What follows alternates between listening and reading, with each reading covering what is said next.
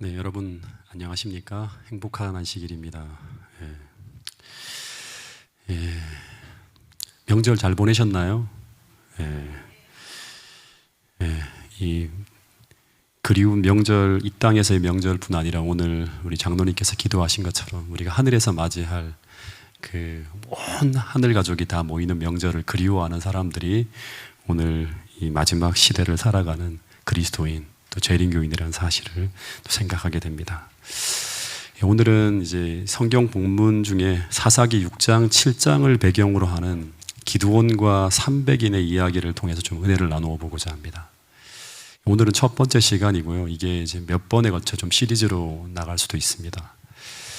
이 기드온과 300 이야기를 제가 왜 관심을 갖고 보는가 하면 그 시대의 사사기 시대거든요. 다 타락해가는 그 시대에 소수의 남은 무리가 세상을 구원하는 거예요. 그러니까 미디안의 13만의 대군과의 싸움에서 승리하는 이야기.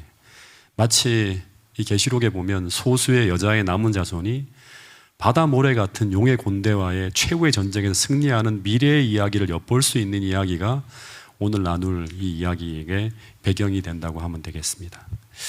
근데 이 이야기의 배경은 기원전 12세기쯤 이제 이스라엘 나라 역사가 사사시대의 암흑 속으로 한참 빠져들어갈 때 그때 벌어진 이야기예요. 이 당시 하나님은 워낙에 이스라엘 백성들이 말을 안 들으니까 이스라엘을 돌이키기 위해서 이민족, 저민족, 모압 계속 사용하는데 안 돼서 하나님께서 이때는 이 미디안이라고 하는 민족을 사용해서 이스라엘 백성들에게 7년 동안의 고통스러운 긴 기간을 보내게 하십니다. 이 이야기가 이제 사사기 6장 1절부터 5절까지 이야기에 쭉 나오는데 1절에 보면 이스라엘이 여호와의 목전에서 악을 행함으로 여호와께서 7년 동안 이스라엘 자손을 미디안에 넘겨주심으로 완전히 비참한 생활을 하고 있다고 하는 이야기가 나옵니다. 원래 이제 이 미디안 족속은 가나안 남쪽에 있는 족속들이거든요. 이 모세 시대와 여호수아 시대까지는 이스라엘 백성에게 거의 멸망되어진 민족이에요. 근데 이 미디안 민족이 사사시대로 들어가면서 되살아나기 시작해요. 그리고 점차 수요가 많아지고 점점 강대해집니다. 근데 그 이유를 성경은 뭐와 연관짓는가 하면 이스라엘의 영적인 불순종과 연관지어 설명하고 있는 걸 볼 수 있습니다. 즉 이스라엘 백성들이 영적으로 하나님께 순종하고 있을 때는 이 맥을 못 추던 대적들이 이스라엘 민족이 불순종하며 하나님과 분리되어져 갈 때 점점 강해져 가는 거예요. 그러다가 하나님의 보호의 손길이 이스라엘 백성을 거의 떠나가게 될 때 이스라엘 전역이 이 본문에 보면 마치 황충이 몰아닥친 것처럼 그 땅이 완전히 이 대적들의 수탈의 장소로 쑥대밭이 되어집니다. 이 미디안 족속들은 유목민들이기 때문에 양떼와 소떼를 가지고 막 떼지어서 그 땅 안으로 들어오는데 곡식이 막 익기 시작하면 들어와요. 그러다가 토지의 마지막 소산을 거둘 때까지 그곳에 머물러요. 그래서 곡식을 빼앗고 약탈한 후에 다시 사막으로 돌아가는 거예요. 그래서 당시 개활지에 살던 이스라엘 백성들이 집을 버리고 성벽이 있는 성읍으로 몰려들더니 심지어는 어디에 살아요? 보면 산중에 있는 동굴과 바위로 된 요새까지 들어가서 자신들의 의지할 곳을 찾는 일까지 벌어지고 있다고 하는 거예요. 근데 이런 압박 기간이 7년 동안 지속되었다고 하는 거예요. 근데 여러분 하나 생각해야 될 게 뭔가 하면 이스라엘 백성들이 지금 살고 있는 땅이 어디죠? 약속의 땅에 있습니다. 언약의 땅 가나안에 들어와 살고 있습니다. 오늘 우리가 진리교회를 다니고 있는 것처럼 이들도 지금 약속의 땅에 들어와 있는 거예요. 근데 이들은 하나님의 도우심으로 말미암아 이루어지게 될 그 안식과 평안과 번영의 그 영광스러운 약속의 성취를 보지 못하고 있는 거예요. 이들은 마치 언약의 땅으로 들어오기 전에 애굽에서처럼 자유를 빼앗기고 억압과 수탈을 당하는 그 비참한 삶으로 다시 돌아간 거예요. 그 억압의 대상이 애굽에서 미디안으로 바뀐 것뿐이에요. 그러니까 믿기 전의 삶과 믿고 난 다음의 삶의 차이가 없는 것입니다. 몸은 분명히 언약의 땅으로 들어왔는데 삶은 달라지지 않았다고 하는 것입니다. 근데 왜 이런 일이 벌어진 것일까? 이제 생각해 봐야 되는 거예요. 이런 상황이 7년 동안 흘러갈 때, 그래서 막 그들의 고통이 극에 달할 때, 이 먹을 것이 다 떨어지는 거예요. 아사 직전으로 가는 거예요, 상황이. 매번 그들이 수확할 때만 되면 이 미디안 민족들이 쳐들어와서 모든 곡식을 다 수탈해 가니까 7년 동안 이런 상황이 벌어지니까 먹을 게 없는 거예요. 그러다가 사사기 6장 6절에 보면 마침내 이스라엘 백성들이 너무너무 궁핍해서 어떻게 했다? 하나님께 부르짖는 이야기가 나옵니다. 같이 한번 읽어보겠습니다. 사사기 6장 6절 말씀입니다. 시작. 이스라엘이 미디안으로 말미암아 궁핍함이 심한지라 이에 이스라엘 자손이 여호와께 부르짖었더라. 이제 너무너무 고통스러우니까 이스라엘 백성들이 미디안을 인하여서 여호와께 부르짖었다고 하는 이야기가 나옵니다. 근데 이제 하나님이 사사기 6장 7절부터 10절에 보면 이 기도의 응답으로 하나님이 먼저 한 일이 뭔가 하면 한 무명의 선지자를 보내셨다는 기록이 8절에 나오고, 그리고 그 선지자가 백성들을 향해 전한 설교가 8절부터 10절까지 쭉 나옵니다. 근데 그 설교 내용이 무엇인가 하면 쭉 읽어보면 이런 내용이에요. 여호와께서 말씀하시기를 너희가 애굽에서 구원을 받을 때 하나님께서 얼마나 엄청난 기적으로 너희와 함께 하셨는지 다 잊어버렸는가 하는 이야기가 나와요. 그때 하나님께서 지금보다 훨씬 더 강력한 애굽의 군대를 하나님께서 친히 몰아내지 않았느냐 하는 거예요. 그런데 너희들은 그 하나님의 역사를 어떻게 했다? 다 잃어버렸다고 하는 내용이 나옵니다. 그러니까 이 선지자가 이스라엘 백성들에게 왜 더 열심히 일하지 않았느냐, 왜 무기를 다듬고 국방을 소홀히 했느냐, 이런 책망의 소리가 하나도 없다고 하는 거예요. 그 설교의 내용은 지금 이스라엘 백성들이 하나님의 역사를 잃어버렸다고 말하고 있어요. 이게 고난의 이유라고 하는 것입니다. 그러면서 하나님의 역사를 회고하고 다시 기억하라고 하는 기별이 흘러나옵니다. 여러분, 이것은 단순히 옛날 일을 추억하고 회상하라고 하는 것이 아닙니다. 그 과거의 역사 속에 그 하나님이 오늘 우리와 단절된 하나님이 아니라고 하는 것입니다. 그 과거의 역사 속의 하나님은 오늘 동일하게 살아계신 하나님이기 때문에 그 과거의 역사를 오늘 너희들의 역사 속에 현재 진행형으로 만들어 가라고 하는 거예요. 그것을 위해 오늘 우리가 무엇을 해야 되는지, 왜 우리는 하나님을 잃어버렸는지, 왜 우리나라가 하나님께서 함께 하실 수 없는 역사가 되었고 그런 나라가 되었는지, 왜 나의 인생이 하나님께서 함께 하실 수 없는 그런 인생이 되었는지를 그들은 이 말씀을 들으며 고민하라고 하는 거예요. 네.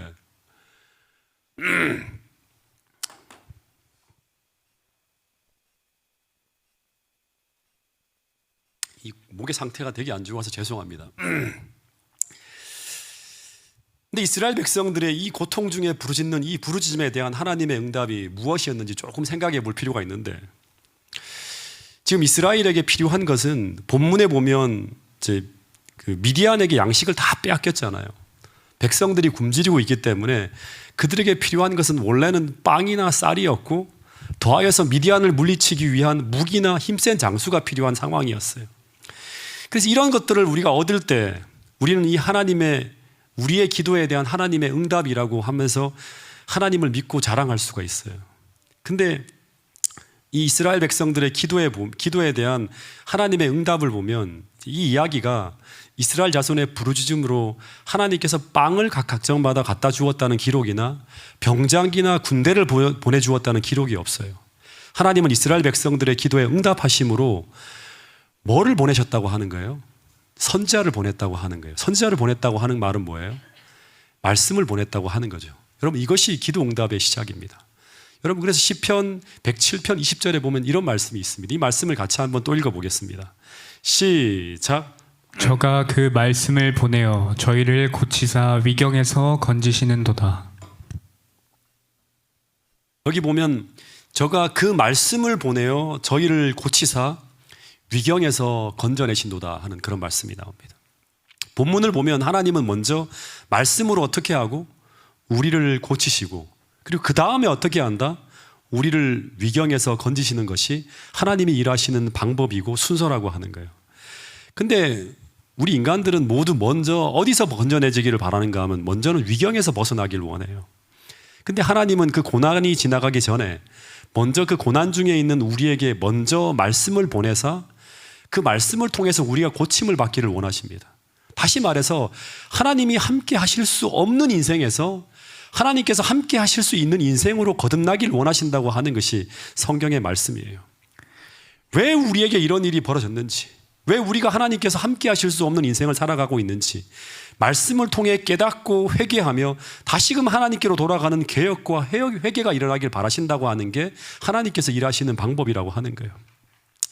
왜냐하면 우리가 말씀을 통한 고침을 받지 못하면 아무리 100번, 1000번 하나님께서 우리를 위경에서 구원해 준다 하더라도 우리는 위경에서 빠져나오기가 무섭게 또다시 같은 불행 속으로 계속 반복해서 들어가게 된다고 하는 것을 하나님께서 아시기 때문이라고 하는 거예요. 여러분, 이것이 바로 사사기의 불행한 역사라고 하는 것입니다. 어쨌든 먼저 이스라엘 백성들은 하나님께 부르짖는 기도가 있었고, 그 다음 하나님은 선지자를 통해서 말씀을 보내서 그 현 상태를 진단하고, 그리고 그 다음에 어떤 일이 벌어지는가 하면 그들을 그 위경에서 구원할 구원자인 기드온이라고 하는 사람을 등장시키는 것을 볼 수 있습니다. 여기서 하나 좀 우리가 생각해 봐야 될 게 있는데, 이게 뭔가 하면 국가 전체가 하나님을 좀 떠나가고 있어요. 그래서 이 나라 전체가 하나님의 심판에 지금 직면해 있는 것입니다. 그렇다 하더라도 그 국가를 구성하는 개개인까지 버림을 받는 것은 아니라고 하는 것입니다. 다시 말해서 개인을 향한 하나님의 은혜와 축복은 계속되어지고 있었다고 하는 것이 성경의 이야기예요. 그래서 이 위기의 때 이 선지자의 기별에 반응해서 하나님을 찾는 무리들이 있는데 그 사람들을 뭐라고 부르는가 하면 하나님의 남은 무리라고 해요. 근데 그 중에 한 사람이 누구인가 하면 바로 기드온입니다. 여러분, 이런 남은 무리가 있어야지만 하나님은 그 사람을 통하여 시대의 역사를 뒤집어 엎는 반전을 시도할 수 있다고 하는 것입니다. 여러분, 그래서 오늘 우리는 이 어둠의 시대에 기드온과 그 시대를 구원할 300인의 남은 무리를 우리 눈여겨봐야 한다고 하는 것입니다. 왜냐하면 그 시대의 어둠 속에서 그들을 부르시는 것처럼 이 역사의 마지막에도 하나님은 이 어둠의 역사를 반전시킬 여호와의 남은 무리로 여러분과 저를 부르실 수 있다고 하는 사실을 꼭 기억할 수 있는 여러분과 저가 될 수 있기를 간절히 바라겠습니다. 근데 역사의 이 마지막 내리막길에서 이 반전을 이룬 이 여호와의 남은 무리 중에 그 중심에 있었던 한 사람인 이 기드온이라고 하는 사람이 도대체 어떤 사람일까 우리가 좀 생각해 봐야 합니다. 여러분, 이 사람은 이 부름을 받기 전에 직업이 뭐였습니까? 뭐 하는 사람이었죠?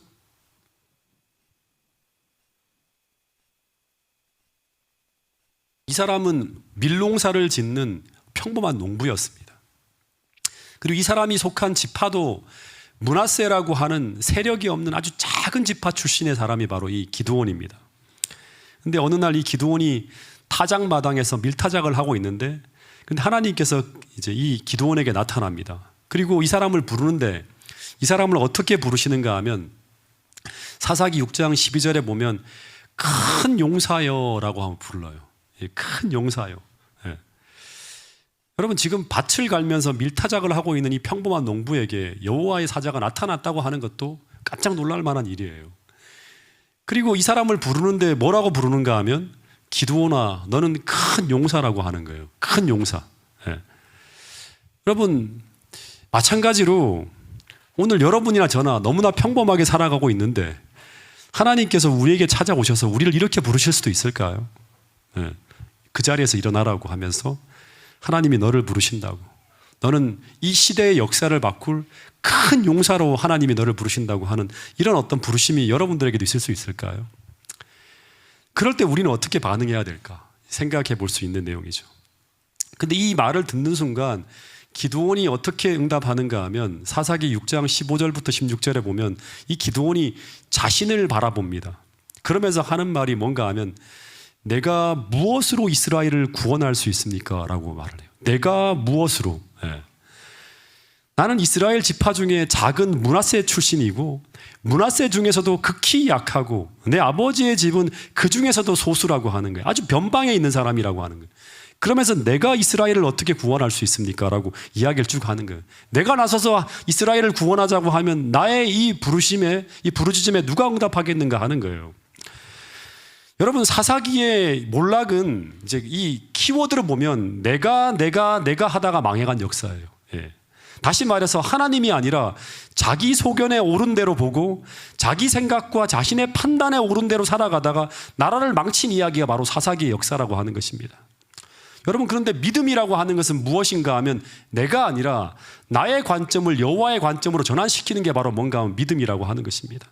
거기서부터 새로운 세계가 보이기 시작하고 새로운 역사가 실현되어진다고 하는 것입니다. 그래서 하나님이 뭐라고 하는가 하면 이 본문에 보면 이제 너가 아니라 다시 말해 너의 무엇으로가 아니라 내가 너와 함께함으로 너를 통해 내가 이스라엘을 구원하려고 하신다고 하는 말씀을 하고 있습니다. 그래서 내가 너와 함께 할 수만 있다면 내가 미디안 사람 치기를 마치 한 사람을 치듯 하리라. 13만 대군이 몰려온다 할지라도 너가 한 사람을 치듯이 그렇게 이 미디안 13만 대군을 물리칠 수 있다고 하는 것입니다. 이것이 바로 뭔가 하면 우리가 계속 성경을 통해 배우는 믿음으로 말미암는 구원을 경험하는 핵심 공식이에요. 다시 말해서 기드온이 큰 용사가 아니라 누가 큰 용사예요? 하나님이 큰 용사이신데, 그런데 기드온이 큰 용사가 될 수 있는 것은 무엇 때문이라고 하는가 하면 그가 큰 용사이신 하나님과 함께 할 수 있는 믿음을 가지고 있었기 때문에 그가 큰 용사가 될 수 있다고 하는 것입니다. 그래서 하나님께서 그를 큰 용사로 부르시는 것은 당시에 기드온이 어떻게 살고 있었다? 하나님과 함께 살아가고 있는 그 믿음을 보고 하나님께서 그를 큰 용사로 부르신 것이라고 하는 것입니다. 여러분, 그래서 오늘 정말 중요한 것은 우리가 지금 한 개인으로서 하나님과 함께 살아가는 그 믿음의 삶을 오늘 나는 살고 있는가 하는 것입니다. 여러분, 역사의 마지막에도 하나님은 그리스도와 함께 살아가고 있는 믿음의 사람들, 즉 어린 양이 어디로 인도하든지 그분을 믿고 신뢰하며 따라가는 그 예수의 믿음을 가진 자들을 하나님은 역사의 마지막에 여호와의 큰 전쟁을 위해 부르실 것이라고 하는 것이 성경의 이야기라고 하는 사실을 잊지 않게 되기를 간절히 바라겠습니다. 그런데 이때 이 하나님의 용사로 부름을 받은 자들은 이 기드온처럼 이제 또 하나 우리가 살펴볼 수 있는 게 뭔가 하면 이 기드온이라고 하는 사람이 어떻게 보면 잘 갖추어진 사람이 아니죠. 그죠?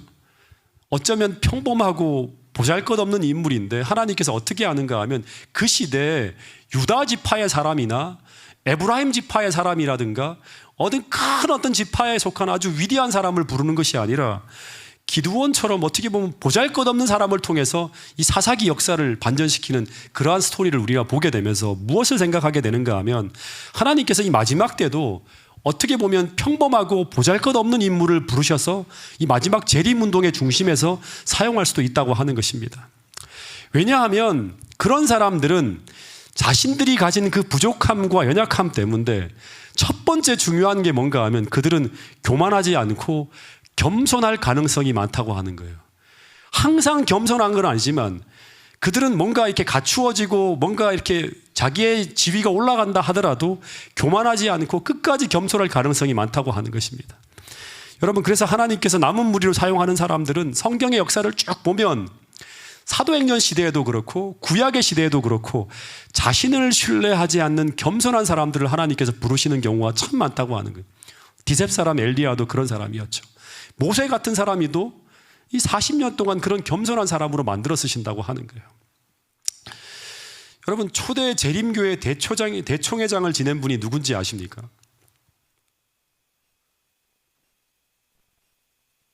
재림교회 최초의 대총회장이 누구예요? 한번. 네. 엘렌 화이트의 남편인 제임스 화이트입니다. 이분이 재림교회가 시작되면서 최초의 대총회장이 된 사람이에요. 제가 이 사람의 전기를 다 읽고 난 다음에 참 큰 감동을 받았는데 이 사람이 어떤 사람인가 하면 이분은 어릴 때부터 질병으로 말미암아 고통을 당합니다. 그 엘렌 화이트와 비슷한 그런 시절을 보낸 사람이에요.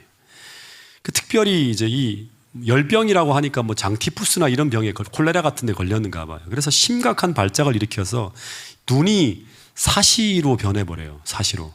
그래서 동네 사람들이 이 제임스 화이트이 너무나 신경이 예민하고 병약하고 그렇게 지내다 보니까 맹인으로 생각하기까지 할 정도로 그렇게 이제 어린 시절을 보내요. 그리고 이 시력 문제로 말미암아 난독증으로 인해서 이제 글자를 잘 못 읽는 거예요.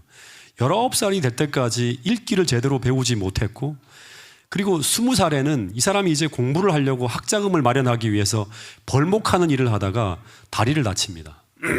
그래서 그 일로 인해서 이 제임스 화이트는 평생 다리를 절어요. 그래서 장애를 가진 분으로 살아가게 됩니다. 그러니까 몸도 허약하고 배움도 없고 심지어 장애까지 가지고 있는 사람이 누구인가 하면 재림교회 초대 대총회장을 지닌 제임스 화이트라고 하는 사람이에요. 근데 하나님이 이런 사람을 그 시대에 하나님의 일을 위한 뭐로 불렀다? 큰 용사로 불렀다고 하는 거예요. 그리고 또 한 분, 이 제임스 화이트와 결혼했던 사람이 바로 엘렌 화이트인데 이 엘렌 화이트 어린 시절 친구와 말다툼을 하다가 친구가 던진 돌에 맞아서 코뼈가 부러집니다. 그 후유증으로 말미암아 몸이 약해지기 시작해서 오랜 기간 질병에 시달립니다. 초등학교도 제대로 졸업하지 못한 사람이 바로 누구냐 그러면 엘렌 화이트라고 하는 사람이에요. 학교 갈 때마다 쓰러져서 학교를 다닐 수도 없고 심지어 20살까지 사람들이 전부 다 너는 20살까지 살기 어려운 사람이라고 말할 정도로 그렇게 병약한 사람, 변변치 못한 사람이 누구인가 하면 엘렌 화이트라고 하는 사람이에요. 근데 이런 두 사람이 만나서 뭐를 하고 결혼을 하고 초대 재림교회 지도자로 일하게 될 때 이들을 따라 이 마지막 남은 무리를 모으는 이 일이 일어날 수 있을 것이라고, 이 일이 성공적으로 이루어질 것이라고 생각한 사람은 아무도 없었을 것이라고 하는 거예요. 근데 이런 부족한 사람들이 이런 부족한 몸을 가지고 다리를 절면서 배움도 모자라고 학식에서 사회적 배경에서 모든 것이 세상적으로 보면 뒤떨어지는 사람들이, 이런 사람들을 하나님이 뭘로 불렀다? 하나님의 큰 용사로, 위대한 용사로 이 두 사람을 불렀다고 하는 거예요. 기드온을 부르는 패턴과 비슷하죠. 근데 그 이유는 무엇인가 하면 또다시 말하지만 하나님은 이들이 그 시대에 하나님과 함께 살아가는 믿음의 삶을 살아가고 있는 사람들이었기 때문이라고 하는 거예요. 그런데 이들이 그 믿음을 가지고 움직일 때 하나님께서 그들과 함께 하심으로 어떤 일이 벌어지는가 하면 그 당시 위대한 종교운동가였던 윌리엄 밀러와 조슈아 하임즈 등 무수한 별들이 막 재림운동이 끝난 뒤에 다 사라집니다. 다 물러가요. 그때 수많은 찬란한 별들이 사라진 그때 그 바통을 이어받은 4명의 사람 중에 2명의 사람이 바로 누구인가 하면 엘렌 화이트와 제임스 화이트였다고 하는 것입니다. 이 초라한 사람들이 그 꺼져버린 재림운동을 다시 불붙이기 위해서 낙심하고 들어물러간 사람들을 찾아가면서 하나둘 이렇게 세우기 시작하는데, 지금 그들이 기초로 놓은 그 자리에 오늘 전 세계 2천만 명이 넘는 사람들이 함께 모여서 지금 한 교단을 이루며 성장하고 있는 교회가 바로 재림교회라고 하는 사실입니다. 역사의 반전을 일으킨 거죠.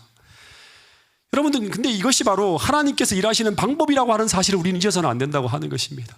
평범한 사람들을 부르고 연약한 사람들을 불러서 하나님의 위대한 영광을 드러내는 역사로 펼쳐가는 것이 바로 하나님의 일하시는 방법이라고 하는 것입니다. 고린도전서 1장 26절부터 31절의 말씀을 보면 이런 이야기를 이렇게 설명하고 있습니다. 같이 한번 읽어보겠습니다. 시작. 형제들아, 너희를 부르심을 보라. 육체를 따라 지혜로운 자가 많지 아니하며 능한 자가 많지 아니하며 문벌 좋은 자가 많지 아니하도다. 그러나 하나님께서 세상에 미련한 것들을 택하사 지혜 있는 자들을 부끄럽게 하려 하시고 세상에 약한 것들을 택하사 강한 것들을 부끄럽게 하려 하시며 하나님께서 세상에 천한 것들과 멸시받는 것들과 없는 것들을 택하사 있는 것들을 패하려 하시나니 이는 아무 육체도 하나님 앞에서 자랑하지 못하게 하려 하심이라. 기록된 바 자랑하는 자는 주 안에서 자랑하라 함과 같게 하려 함이라. 여러분, 이 이야기를 들으면서 우리가 하나 생각해야 될 것이 무엇인가 하면 마찬가지라고 하는 거예요. 오늘 내가 정말 세상에서 보잘것없고 평범하다 못해 부족하고 심지어는 모자라게 보일지라도 그 부족함과 그 연약함으로 인해서 내가 겸손하게 하나님을 의지하는 예수의 믿음을 오늘 내가 가질 수만 있다면, 또 하나 그 어떤 상황 속에서도 하나님을 경외하며 주님의 말씀 앞에 전적으로 순종하며 그분과 함께하는 믿음의 삶을 오늘, 내일이 아니라 오늘 살아갈 수 있는 사람이라면 우리는 하나님을 위해 쓰임받을 수 있는 그런 사람이 될 수 있다고 하는 것을 성경은 가르쳐주고 있다고 하는 사실입니다. 여러분, 그래서 두 가지를 꼭 기억할 수 있게 되기를 바라겠습니다. 하나는 언제나 겸손하게 자신을 낮추는 하나님을 의지하는 믿음이 있어야 되고, 두 번째는 전적으로 순종하는 믿음이 있어야 된다고 하는 것입니다. 특별히 쓰임받는 자가 되기 위해서는 이 믿음의 순종은 너무너무 중요한 것이에요. 왜냐하면 하나님의 용사는 하나님을 대신해서 싸울 수 있는 사람이어야 하기 때문이에요. 그래서 이 기드온이 그분의 용사가 되기로 선택하자, 그러자 하나님께서는 바로 그에게 이런 순종을 요구합니다. 이렇게 싸우라고 하나님께서 순종을 요구하는데 25절 26절에 보면 진짜 기드온이 순종하기 어려운 그런 하나님의 명령을 이 기드온이 바로 듣게 돼요. 한번 같이 읽어보겠습니다. 사사기 6장 25절 26절 말씀입니다. 시작. 그날 밤에 여호와께서 기드온에게 이르시되 내 아버지에게 있는 수소 곧 7년 된 둘째 수소를 끌어오고 내 아버지에게 있는 바알의 제단을 헐며 그 곁에 아세라상을 찍고 또 이 산성 꼭대기에 내 하나님 여호와를 위하여 규례대로 한 제단을 쌓고 그 둘째 수소를 잡아 내가 찍은 아세라 나무로 번제를 드릴지니라 하시니라. 25절 26절에 보면 하나님이 기드온에게 뭘 하라? 마을 곳곳에 세워진 바알과 아세라 우상을 다 헐라고 하는 거예요. 그리고 마을 제일 꼭대기에 올라가서 어떻게 하라? 하나님을 위한 제단을 쌓고 거기에다가 여호와 하나님 앞에 제물을 드리라고 하는 명령을 내리셨어요. 근데 이것은 제가 보기에 기드온에게 있어서 제일 순종하기 힘든 그러한 명령이에요. 어쩌면 미디안 13만 대군과의 싸움보다 더 힘든 것이 바로 이 내부의 적과 싸우는 일이 아니었을까 하는 생각이 들어요. 왜냐하면 지금 기드온이 살고 있는 이 동네는 모든 사람들이 전부 다 우상 숭배에 빠져 있어요. 전부 바알 숭배자들이에요. 근데 기드온이 이 바알의 제단을 허물면 이 기드온은 신성 모독으로 죽임을 당할 수 있습니다. 더군다나 지금 이 바알 숭배에 누구까지 가담해 있는가 하면 친척과 심지어 자신의 가족과 아버지까지 거기에 가담해 있습니다. 근데 만약 이 기드온이 이 아세라 목상과 바알의 제단을 부수는 순간 어떤 일이 벌어지는가 하면 먼저는 동네 사람들뿐만 아니라 그와 가장 가까운 친척과 친지뿐만 아니라 심지어 아버지와도 원수가 될 수 있는 상황이 벌어질 수 있는 거예요. 근데 이 미디안과 싸우러 나가는 이스라엘 군대 속에 여전히 바알과 아세라를 섬기는 예배가 그치지 않고 있고 여전히 우상 숭배의 죄악들이 사라지지 않고 있다면 하나님께서는 이스라엘 군대와 함께 하실 수가 없겠죠. 여러분, 마찬가지로 오늘 여호와의 전쟁을 위해 부르심을 받고 있는 하나님의 남은 무리 안에 가장 먼저 벌어져야 될 일이 뭔가 하면 개혁이라고 하는 거예요. 여러분, 이건 잊어서는 안 돼요. 오늘 여호와의 전쟁을 위해 부르심을 받고 있는 이 무리 속에 여전히 하나님과 세상 속에서 반신반의하며 불신의 믿음을 가지고 있다면, 더하여 여전히 온갖 죄악과 부도덕이 우리 안에 사라지지 않고 있다면 하나님께서 어떻게 이 마지막 시대에 우리의 약속한 늦은비 성령을 부어질 수 있겠는가 하는 거예요. 여러분, 결국 이 전쟁이 벌어지기 전에 하나님은 먼저 우리 안이 정결해지기를 바라신다고 하는 것입니다. 여러분, 그래서 말씀을 통해서 선지자를 통해 말씀이 선포되어지고 그리고 난 후 말씀을 따라 개혁이 일어나야 하는데, 그런데 이 개혁이라고 하는 것은 우리 내부의 적과의 전쟁이 벌어진 것을 의미하는 거예요. 미드완과의 전쟁이 벌어지기 전에 먼저 누구와 전쟁이 벌어진다? 우리 안에서의 전쟁이 먼저 벌어진다고 하는 거예요. 그리고 이 전쟁에서 승리해야지만 우리는 참다운 부흥, 다시 살아나는 부흥을 경험할 수 있다고 하는 것입니다. 그런데 이런 개혁이 이스라엘 내에서 일어나지 않는다면, 그리고 개혁이 성공하지 못한다고 하면 이스라엘은 미디안 13만 대군과의 싸움에서 반드시 지게 되고 실패하게 된다고 하는 것이 성경에서 말하는 진리의 공식이라고 하는 것입니다. 여러분, 이스라엘 역사를 보면 여호수아 당시에 이스라엘이 여리고를 정복하고 난 후에 그 다음 성이 가나안에서 아주 작은 성인 아이라고 하는 자그마한 성을 공격하게 됩니다. 근데 여리고 성에 비해서 그 규모나 군세가 너무나도 작은 보잘것없는 그 아이성 전투에서 이스라엘이란 나라가 패배합니다. 너무나 작은 성인데 왜 그들이 패배했을까? 그들이 패배하고 난 후에 그 이유를 찾게 되는데, 그 이유가 만약 외부적인 요인이었다면 그들은 더 많은 군대를 보냈을 거예요. 2차, 3차로 더 많은 군대와 더 많은 무기를 가지고 그 성을 탈환하기 위해서 계속 보냈을 거예요. 근데 그들이 실패한 이유를 그들이 스스로가 아니라 하나님께 물어요. 하나님께 물어서 찾게 되는데, 그 이유는 무엇인가 하면 아이 성이 강해서가 아니라 그 이유는 그들 내부에 있었다고 하는 것입니다. 그것은 바로 아간이라고 하는 자의 탐욕이 이스라엘 안으로 들어와서 그 죄가 이스라엘 진영 안에서 머물고 있었을 때 그 내부의 문제는 그들로 하여금 외부에서 벌어지는 전투에서 그들을 무력하게 했다고 하는 것이 하나님께서 말씀하신 설명이었어요. 다시 말해서 내부의 문제가 외부에서 승리와 실패를 결정짓고 있다고 하는 것입니다. 여러분, 오늘 우리 안에도 우리로 하여금 성령의 역사를 멈추게 하고 나로 무력한 생애를 살게 하고 메마른 생애를 살게 하고 실패와 좌절과 패배로 이어지는 허약한 인생을 살게 하는 것은 어쩌면 나의 내부에 감추어진 이런 죄악일 수 있다고 하는 사실을 여러분 기억할 수 있게 되기를 간절히 바라겠습니다. 여러분, 그래서 오늘 하나님의 용사로 부름을 받고 있는 우리는 먼저 내 안의 죄악과 오늘 전쟁을 선포해야 된다고 하는 것입니다. 말씀을 온전히 신뢰하지 않는 나, 여전히 악습과 우상숭배에 빠져 있는 나, 말씀의 원칙에 서 있지 않고 온갖 세상 문화에 휩쓸리고 있는 나, 아직도 여전히 교만한 나, 이런 나와 하나님의 말씀을 검을 가지고 말씀 앞에 온전히 굴복시키기 위한 개혁의 전면전을 우리가 선포해야지만 우리가 마지막 때 하나님의 용사로 설 수 있다고 하는 사실을 꼭 잊지 않게 되기를 간절히 바라겠습니다. 여러분, 개혁의 대상은 저 사람이나 나의 가족이나 이 교회나 한국 교회가 아니라 먼저는 나라고 하는 사실입니다. 여기서부터 변화와 부흥이 시작된다고 하는 사실을 잊지 않게 되기를 간절히 바라겠습니다. 어쨌든 이 하나님의 용사로 부름을 받고선 기드온이 이 하나님의 명령 앞에 믿음으로 순종합니다. 그래서 27절 어떤 일을 하는가 하면 같이 한번 읽어보겠습니다. 시작.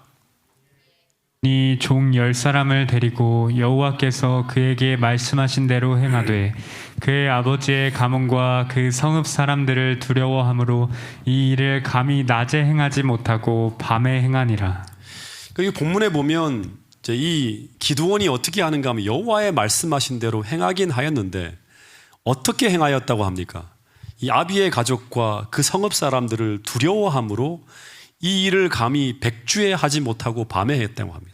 그러니까 이 말은 기드온이 산당을 헐어내면서 앞으로 일어날 일에 대한 두려움 때문에 어떻게 했다고 하는 거예요? 벌벌 떨었다고 하는 거죠. 그래서 대낮이 아니라 밤에 아주 몰래 이 일을 했다고 하는 것인데, 근데 중요한 것은 이 두려움 때문에 제단을 부수지 못한 것이 아니라 분명히 두려워 떨면서도 그는 이 제단을 헐어버렸다고 성경에 기록하고 있습니다. 근데 이 행위는 무엇을 이야기하고 있는가 하면 이 기드온이라고 하는 사람이 예수의 믿음으로 이 두려움을 이겨냈다고 하는 것입니다. 여러분, 밤에 하는가 낮에 하는가는 중요하지 않습니다. 떨면서 하는가 용감하게 하는가도 중요하지 않습니다. 멋지게 하는가 초라하게 하는가도 중요하지 않습니다. 잘하는가 못하는가도 중요하지 않아요. 중요한 것은 무엇인가 하면 이 기드온이 어떻게 했다? 하나님 말씀에 순종했다고 하는 거예요.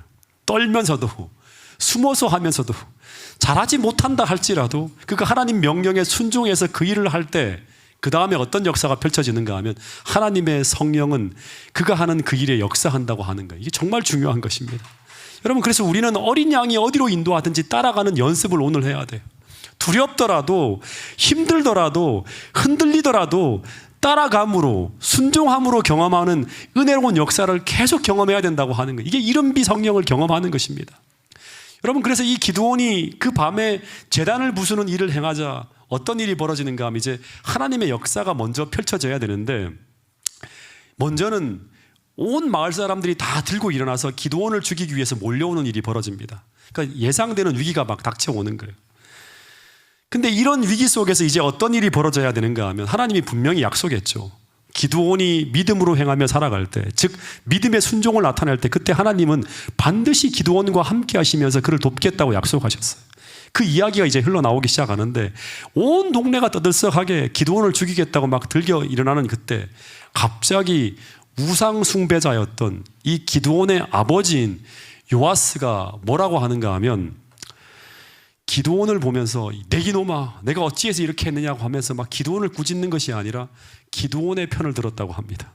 다시 말해서 사람들에게 뭐라고 하는가 하면 기드온을 바로 죽이는 것이 아니라 기드온이 잘한 일인지 잘못한 일인지 신들이 심판하도록 두자고 하는 거예요.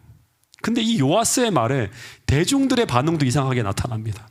보통은 이런 말을 하면 이 요아스에게도 너도 기드온과 한통속이곤 하면서 이 바알을 모독한 이 불경한 자들을 다 죽이자 하면서 이 두 사람을 죽이고자 해야 되는데, 근데 마을 사람들이 모두 다 어떻게 하는가 하면 고개를 끄덕끄덕 하면서 돌아갔다고 하는 것입니다. 이것은 기적이 일어난 것입니다. 왜냐하면 이 마을은 당시 바알 숭배로 점령되어진 마을이었기 때문에. 근데 어떻게 이런 일이 벌어졌는가? 여러분, 또다시 우리 앞에 있는 말씀을 생각해야 돼요. 여호와께서 기드온과 함께 하심으로 말미암아 기드온이 하는 이 일에 하나님께서 도우셨다고 하는 거예요. 근데 더 선행적인 이유는 무엇인가 하면 기드온이 믿음으로 순종하고 있었기 때문에 하나님이 그와 함께 하심으로 말미암아 이런 일이 벌어졌다고 하는 것입니다. 여러분, 그래서 오늘 우리가 하는 모든 삶들이 하나님의 말씀에 순종하는 삶을 살 때 그때마다 무엇이 나타난다? 하나님의 도움과 하나님께서 함께 하시는 역사로 말미암아 우리가 예상하고 힘들어하는 그런 어려움들은 닥쳐오지만 하나님께서 그 모든 길을 평탄하게 하시는 역사가 펼쳐진다고 하는 것입니다. 더 큰 어려움이 몰려온다 할지라도 동일하게 우리가 하나님과 함께하는 그 순종의 믿음을 나타낼 수 있다고 하면 더 큰 어려움 가운데서도 우리는 승리할 수 있다고 하는 것입니다. 근데 이 한 번의 성공으로 개혁이 완성되어지는 것이 아니에요. 이 기드온의 개혁 운동으로 말미암아 오브라에서는 바알의 단이 무너집니다. 그러자 이제 어떤 일이 벌어지는가 하면 이 일이 확산되어질 수 있겠죠. 온 유다 진영으로, 이스라엘 진영으로 확산되어질 수 있겠죠. 그때 이런 일이 벌어지자 이제 어떤 일이 벌어지는가 하면 사사기 6장 32절 33절에 보면 이런 일이 벌어졌다고 합니다. 자, 한번 읽어보겠습니다. 시작. 그날에 기드온을 여룻바알이라 불렀으니 이는 그가 바알의 제단을 파괴하였으므로 바알이 그와 더불어 다툴 것이라 함이었더라. 그때 미디안과 아말렉과 동방 사람들이 다 함께 모여 요단강을 건너와서 이스라엘 골짜기에 진을 친지라. 네, 이 기드온의 개혁 운동이 오브라에서 이뤄지자 어떤 일이 벌어지는가 하면 33절에 보면 그때 어떤 일이 벌어졌다? 미디안 사람과 아말렉 사람이 13만의 대병력을 이끌고 쳐들어옵니다. 그 전면전이 벌어지는 거예요. 더 큰 공격이 일어나는 거예요. 여러분, 이게 같은 패턴이에요. 성경에 보면 히스기야가 아하스의 패역을 본받지 않고 아버지의 패역에서 돌아서서 산당을 헐고 바알의 신상과 아사라 목상을 막 찍어내면서 폐쇄된 성전문을 열 때, 다시 말해서 이스라엘이 하나님께로 돌아가기 위한 개혁을 시도할 때 어떤 일이 벌어지죠? 아수르의 18만 대군이 쳐들어오는 거예요. 네. 이 개혁을 숲으로 돌아가게 하기 위해서. 마찬가지로 이스라엘 백성들이 이제 이집트를 떠나서 언약의 땅 하나님 나라로 돌아가려 할 때 바로와 이집트의 모든 권력이 이를 저지하기 위해 총공세를 취하는 일이 벌어지는 것입니다. 그래서 이 싸움은 우리가 하나님께로 온전히 돌아가려고 할 때 반드시 치러야 되는 싸움이라고 하는 것입니다. 디모데후서 3장 12절에는 무릇 그리스도 예수 안에서 어떻게 살고자 하는 자는, 경건하게 살고자 하는 자는, 개혁하고 온전히 하나님 앞에 돌아가고자 하는 자는 반드시 어떤 경험을 하게 된다? 핍박을 받게 된다고 하는, 이 공격을 당하게 된다고 하는 것입니다. 근데 만약 이때 이스라엘이 이 두려움 때문에 이 미디안의 13만 대군 앞에 무릎을 꿇고 저항하지 않으면 어떻게 될까요? 만약 바로의 추격 앞에 모세와 이스라엘이 이집트에 항복하는 일이 벌어졌다면 어떤 일이 벌어졌을까요? 바로와의 싸움은 더 이상 벌어지지 않게 되겠지만 이 지긋지긋하고 혹독한 애굽의 종살이는 피할 수 없게 된다고 하는 것입니다. 히스기야가 만약 아수르의 대군 앞에 개혁을 중단하고 그 싸움을 피하려 했다면 어떤 일이 벌어지게 될까요? 그들은 하나님 안에서의 자유와 평안을 얻을 수 없었을 것이라고 하는 것입니다. 마찬가지로 이 미디안의 13만 대군 앞에 그 두려움으로 그 싸움을 피하려 한다면, 그러면 또다시 그들은 그 모든 곡식과 모든 양식을 다 빼앗기고 다시금 산과 굴열로 도망해야 하는 그 비참한 일을 피할 수 없을 것이라고 하는 것입니다. 여러분, 이것이 한 번으로 끝나는 것이 아니라 힘이 없으면 이런 수탈과 고통스러운 일은 끝나지 않고 끊임없이 반복되어진다고 하는 것입니다. 언제까지 반복되어지는가 하면 우리가 모든 것을 잃을 때까지 반복되어진다고 하는 것입니다. 우리 인생에서 더 이상 나올 것이 없을 때까지, 다시 말해 완전히 파멸될 때까지 사단의 수탈은 계속되어진다고 하는 것입니다. 여러분, 우리가 마약에 중독되고 술에 중독되고 음란물에 중독되고 도박에 중독되고 여러 모양의 악습에 빠져 있다면 시간이 지나면 언젠가 때가 되면 풀려나겠지가 아닙니다. 오늘 우리가 그것에서 돌아서겠다고 결심을 하고 그 악습을 하나님의 능력으로 극복하지 못하면 우리 인생이 완전히 파멸될 때까지 사단은 우리를 절대 놔주지 않을 것이라고 하는 것입니다. 여러분, 오늘 우리가 그리스도인이라 하더라도, 우리가 힘을 잃어버린 그리스도인이 된다면, 다시 말해서 우리가 하나님이 주신 그 약속을 활용하지 못하는 그리스도인이라면 오늘 우리는 끊임없이 사단에게 끌려다니며 종살이를 하다가 마침내 우리에게 주신 모든 하늘의 선물과 본물들을 다 잃어버리고 마는 사단의 수탈의 대상이 될 수밖에 없다는 사실을 꼭 기억할 수 있게 되기를 간절히 바라겠습니다. 여러분, 제가 만약에 당시 기드온 시대에 살아가는 이스라엘 백성이었다면 저는 이런 생각을 했을지 모르겠습니다. 이런 세상에 살아서 뭐하나, 아무런 보람도 없고 희망도 없는 이런 암흑 같은 세상에서 살아서 뭐하나, 이런 생각을 했을 거예요. 마치 사마리아 우물가의 여인처럼, 마치 베데스다의 그 38년대 누워있는 중풍병자처럼 그리스도를 만나지 못한 채 절망 속에 갇혀있는 소망을 잃은 그리스도인, 늘 우울감에 시달리고 답답함이 가슴을 짓누르는 그런 사람들, 우리가 그리스도인인데도 불구하고 희망을 잃고 살아가는 신앙인, 이 모습이 바로 사사기 시대의 하나님이라 나라라고 하는 이름은 가지고 있지만 아무런 능력도 없는 이스라엘 백성들의 모습이었다고 하는 것입니다. 위기가 찾아왔는데 그 위기 때 하나님의 능력을 끌어올 힘과 능력을 소유하지 못한 무능한 그리스도인의 전형이 바로 사사기 시대 이스라엘 백성이었다고 하는 것입니다. 내 인생에 전혀 보람이 없고 희망이 없고 답답한 삶이 내 인생에 이어지고 있는데, 그런데 이 상황을 타개할 능력이 곁에 있는데도 불구하고, 그것을 말로는 알고 있다고 말하고 있는데도 불구하고 그것을 활용하지 못하고 사용하지 못하는 그런 시대가 바로 사사기 시대 이스라엘 백성들의 상황이었다고 하는 것입니다.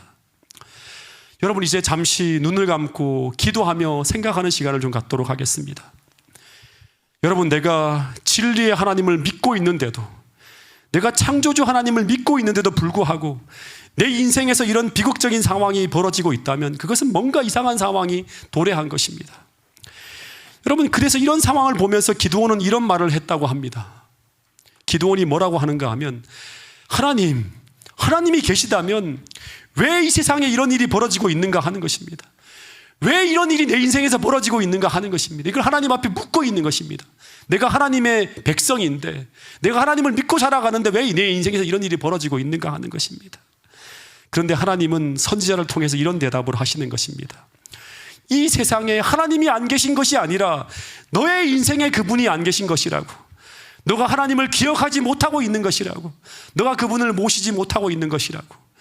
원래 미디안과 아말렉과 블레셋과 아모리 족속들은 전부 이스라엘이라고 하는 이름만 들어도 그들과 함께 하시는 그 하나님의 위대한 역사로 인해서 그들의 간담이 높던 시대가 바로 그 전에 있었던 모세의 시대고 여호수아의 시대였다고 하는 것입니다. 다시 말해, 이스라엘 백성들이 지금 미디안 족속이 두려워서 땅속과 동굴 속에 숨어 들어가 있는 이 상황은 비정상적인 상황이라고 하는 것입니다. 여러분, 이 비정상적인 상황을 정상으로 돌려놓는 역사가 이제 일어나야 한다고 하나님은 기드온을 통해 외치고 있는 것입니다. 이런 비정상적인 상황을 정상으로 돌려놓는 역사가 이제 일어나야 한다고 하나님께서 오늘 저를 통해 여러분들에게 말씀하고 있는 것입니다. 여러분, 오늘 우리가 천지를 창조하신 하나님을 모시고 살아가는 백성이라면 기드온이 그랬던 것처럼 이 어둠의 역사를 몰아내기 위해서 일어서야 한다고 하는 것입니다. 하나님과 함께 이 모든 어둠을 물리치기 위한 전쟁을 선포해야 된다고 하는 것입니다.